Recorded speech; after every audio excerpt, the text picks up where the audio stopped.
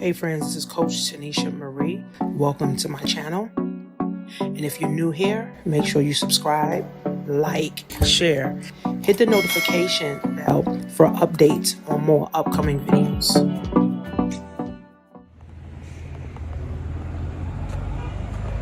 Hey guys, so I'm literally across the street from my old high school that I used to, I went there for 1 year.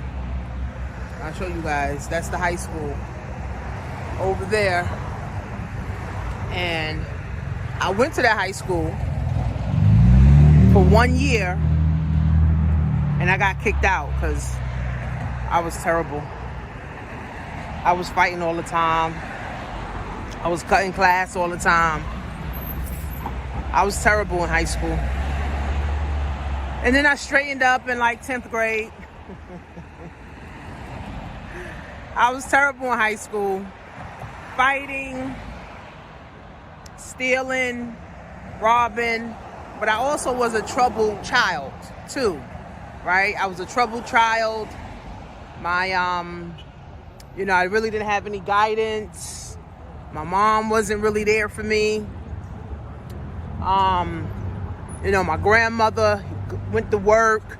My aunt went to work. So, I was really like raising myself at like 13, 14. My mom kicked me out at 14 years old, dragged me across the highway when I was 14. Like, shit is crazy, right? So, but I changed my life around. 10th grade. And, I started to straighten up. But I had a good dean and principal that said, Tanisha, you can't keep doing this. You can't keep getting kicked out of school after school. Because I went to 3 high schools, actually. August Martin, John Adams, and then I ended up at Grover Cleveland. And Grover Cleveland is where the principal and the dean said, Tanisha, this is your last chance. You can't keep fucking up. You can't keep messing up. You got to eventually do something because you're going to end up in jail or you're going to go to Sparkford or you're not going to have a good life. Like, that's what he said. So, I guess in 10th grade, I kind of got a wake-up call.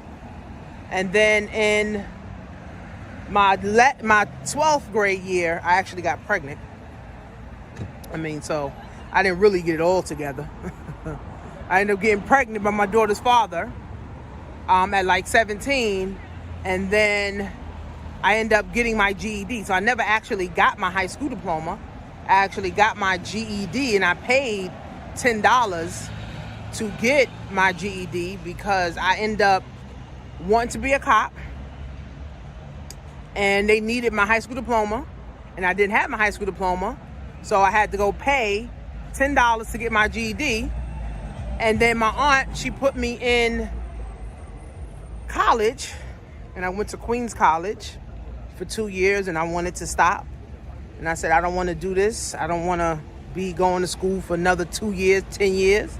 And then I ended up going to York College, where I ended up doing 4 years. So it literally took me 6 years to get a 4-year degree. It literally took me 6 years to get a 4-year degree in liberal arts and psychology. So literally that is what my bachelor's degree is in. I thought about going for my master's degree, but I said I don't want to go no more schooling. I don't want to go to school no more. I don't want to be dealing with school no more. Yeah, hello. So I said, forget it. So ended up becoming a social worker. Hated that because I hated the supervisor. I hated her. When I first started, I had a good supervisor. Let me backtrack. When I first started, I had a good supervisor. She was nice. She was helping me. She was, giving me the ropes. But then she left to another job. And then I got another supervisor who was incompetent. I didn't like her. Me and her was always oil and water. Then eventually I got fired from my job.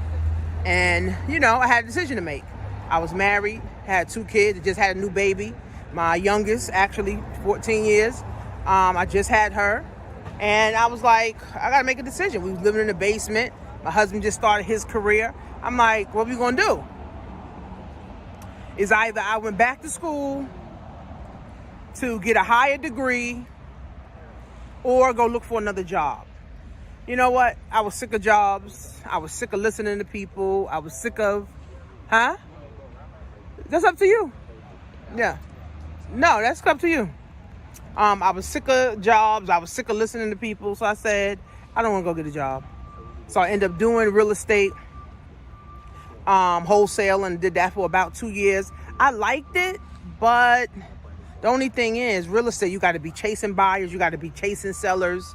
Now the money was good. I think I made about 50 grand my first year, and maybe like 60 grand my second year. So I actually liked it.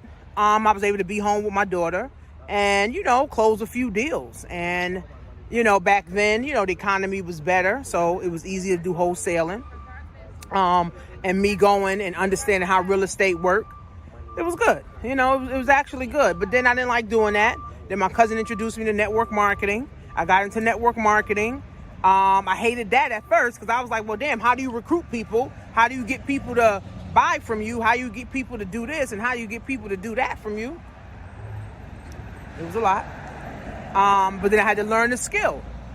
And on my whole entire journey of just living, getting fired, jumping from, this program to that program, doing real estate, getting into network marketing, it taught me that you need skills.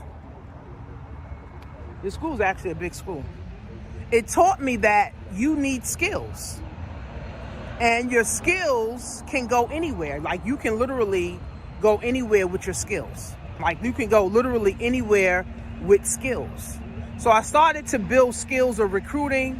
I started to build skills of building a following online. I got into doing YouTube videos. I got into network marketing. As you guys know, TLC was the company that I was most consistent with. And I made about $250,000. I got my $50,000 ring. And I was on my way to getting my six-figure ring, my $100,000 ring. But then they kicked me out the company. They kicked me out of the company. So that showed me again, you need skills, right? And I was already in e-commerce, so I continued with my e-commerce, continued to dibble and dabble, with other stuff. Got more into investing, got more into understanding, life more, becoming a better mom, becoming a better wife, becoming a better leader, things of that nature. But the reality is, this video is not even about me. The video, I just went on and on and on and on. Actually, the video is about the economy, right? What's happening right now in the economy, and, how so many people are drowning and failing. I'm literally in front of my high school. So this brought back memories, basically. So I pay attention to the real estate world. I pay attention to foreclosures. I pay attention to what's going on in the stock market, because real estate and the stock market is what makes the world go round. Okay? Real estate and the stock market is what make the world go round. Okay? So I listen to, certain experts, and they talk about different things. So there's over 10 million people right now that haven't paid their mortgage in America, or it might be more, but at least 10 million people that haven't paid their mortgage since 2020. Now, that's bad for the banks, right? Because the banks make money by doing what? Giving out loans. And if the loan is not paying back, and the people are defaulting on their loans, then the banks are not making money. So now the banks have to pivot, and the banks have to do other stuff. Hence why you see so many banks collapsing, because they cannot stand, because people are not paying their mortgages. And as time goes on and they keep raising these higher interest rates, more and more and more people will not be paying their mortgage. Hi. Is this entrance to the school? Yeah. All right. Yeah. You have to. I hope they don't give me a ticket. Yeah, you better hope so. I have to drop off my grandson. Okay. I don't even know these people. I'm just out here doing the video and people stopping me asking me questions. So the banks are collapsing because the banks, they thrive on giving loans. And if nobody's paying a loan back and nobody's getting a loan, the banks cannot skew back. The banks cannot survive, unfortunately, right? So what does that do? Now the banks are not lending because people are not applying, for mortgages. Then if the interest rates are high, people don't want to pay back their mortgages or their credit cards. So the banks is looking at their balance sheets like, what the fuck we gonna do? Like, what's going on? We got to do something. So if the feds keep raising the interest rates, the only people that's benefiting from these high ass interest rates is the banks and the credit cards. But if the people are not paying back their credit cards and their mortgages, the higher interest rates don't mean nothing. Now they say it's to slow down inflation, which I don't really believe that, because it's like the only people who's benefiting from these high ass mortgage rates or interest is the bank and the credit cards, but people are not paying back their loans. They're not paying back on their credit cards. So it's like you keep raising interest rates to slow down inflation, but all you're doing is making people not want to pay. So what happens? What starts to happen? Businesses are no longer borrowing money from the bank either, because it costs too much money to borrow money. So in turns with that, how does a business stay afloat? A business can't stay afloat if they ain't got no money. So what happens is business have to now lay people off. So more and more and more and more people will be jobless, unfortunately, right? So what starts to happen? So the government makes the mess, and then they come up with solutions for the mess. The government makes a mess, and then they come up with solutions for the mess that they make. So now that nobody's paying their mortgage, nobody's paying back, their credit cards, people are literally filing bankruptcy. People are consolidating, things of that nature. People don't have jobs. So if you don't have a job, you can't spend.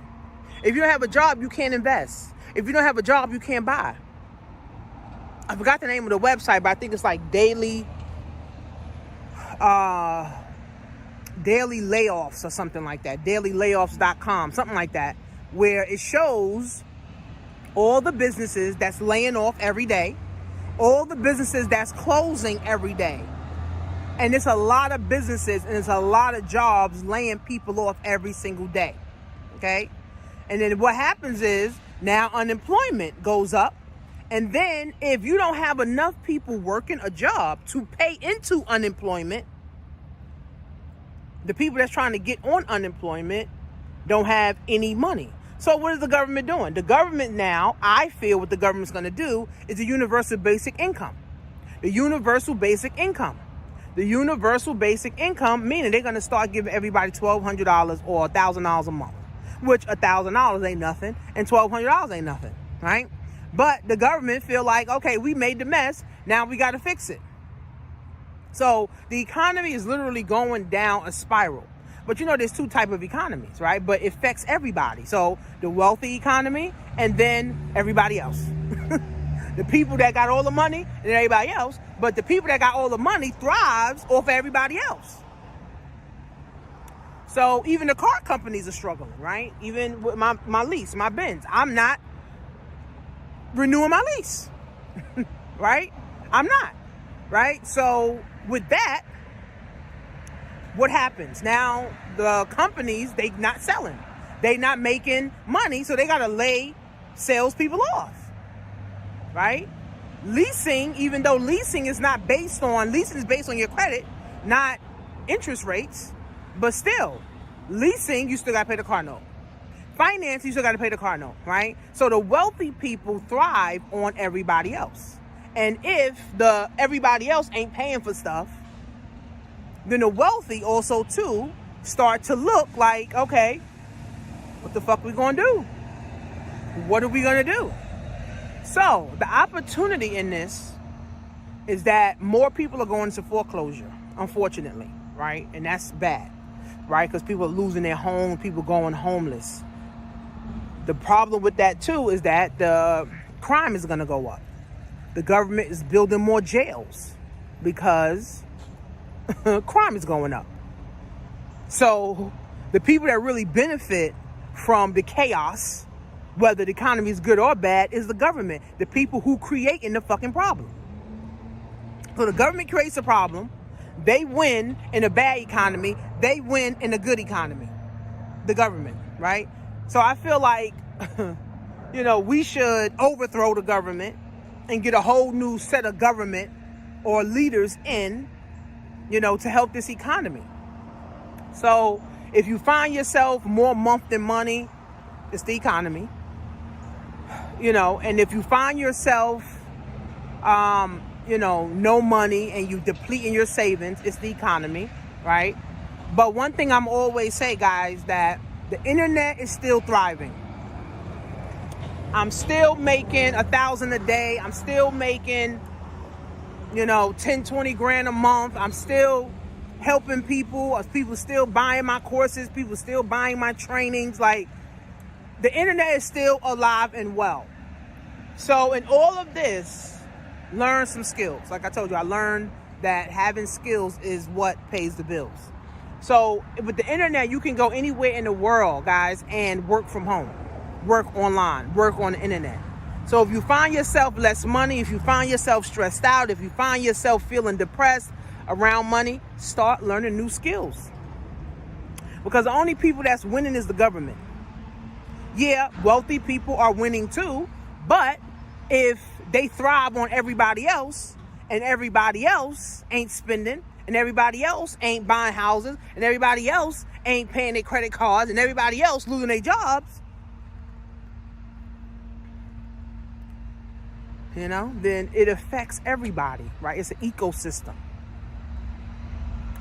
Poor people thrive on rich people thrive on poor people, right?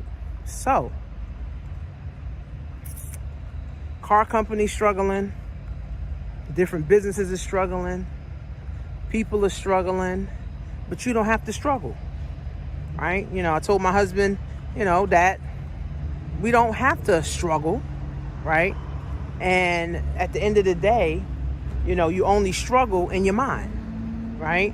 We plan on moving. So we plan on saving up some money so that, we can move out of the state, right? Somewhere where it's more space, because I'm sick of New York, right? So you got to know what you want, right? You got to know what you want, right? I've been job free for going on 11 years. I haven't clocked into a job in 11 years. And I plan on keeping it that way. And now, here's some good news about me. I have my book. Actually, the reason that I'm at the school, is because I'm going to donate one of my books to the school. Like I said, I used to go here. So whoever I get to speak to, I'm going to donate my book to. My book is going to take me places, right? Because there's no books in schools on finance for children. I've met with one of the superintendents, and she wants me to come and do a presentation for her high schools, and she runs, I think, like 20 high schools or something.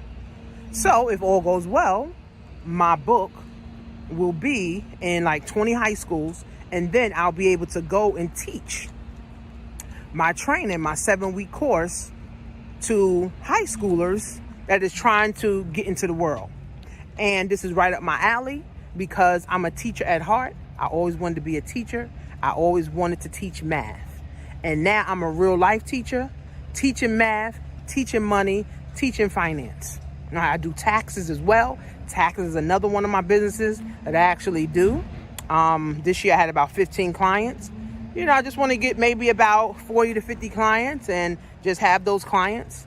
And that'd be about 30, 40,000 extra a year, that you'll make. Again, that's skills. I can go anywhere in America and use those skills, right? So that's why I keep saying, get skills.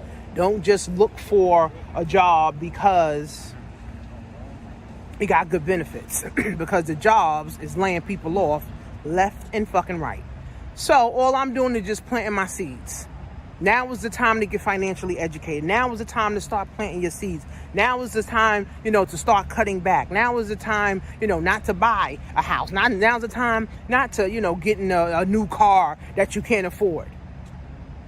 Because what I heard is that agents are telling people, oh, buy a house now at the high interest rates. And then next year when the interest rates go down, you can refinance. We don't know if they're going to be lower rates then. Right now, the interest rate's 8%. Who knows? They may be 12% next year. Then you definitely can't refinance, because you can't refinance if you ain't got equity in your home. I learned that in real estate, right? So plant your seeds now. Here's my tip. Plant your seeds now. Plant your seeds now. Plant your seeds now, right? Get financially educated now. If you haven't got my book, get my book. I'm also having my Amazon book is going to be a physical book as well. And I actually have an event to sell my books at Nassau College. So I'm keeping myself in the know. I'm keeping myself busy so that I can continue to win. All right. So that's my spiel on the economy. I'm going to the school now. That's my spiel on the economy. And hopefully it was able to help you. Now, if you guys haven't gotten to the influencer program, get into the influencer program. If you guys haven't got one of my books for yourself and your children, you get on Amazon, or you can click on the link below. See you guys soon.